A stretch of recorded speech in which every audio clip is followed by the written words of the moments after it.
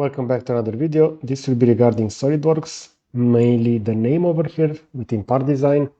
So as you can see over here, my current part is entitled circular pattern, and I also have over here within the brackets 6 elements, and I also have over here no color. Now, if you ever wonder what is that name and why we have 3 names in SOLIDWORKS, it will be the following. So the first one will be actually the name of the file. In this case, we see circular pattern. If you have that, you should save it, and that will be cleared. That means you did some changes to the part, so that that asterisk mark after the name. Now we have over here this one, which is 6 elements. This is actually the configuration of the part.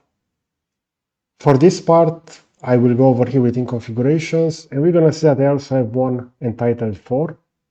I can have that rename if I want to be, let's say, 4 elements. And if I want to swap to that, I can just double click and that will create the following part. And now if I'm going to check over here, we're going to see that for this part, this will be the configuration with 4 elements. Now, in order to do that, I suppress the following circular pattern over here and I have it recreated. We can also apply those fillets again to the result. But what is important is that the second name over here within the brackets will be the configuration. And over here where we have no colors, that will still be within the configuration panel, but that will actually be a display state.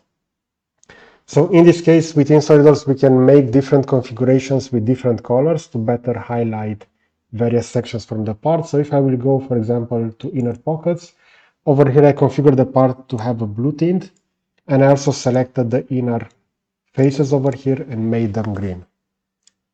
In order to create new configurations, you can add those over here. I also have a different video regarding that. The same over here for the new state. Add display state. You can change the color and that will then be updated. Okay, so I hope you enjoyed this kind of content. I will position a similar video on the left side and I will also add a subscribe button to the right. So that's it. Thanks for watching.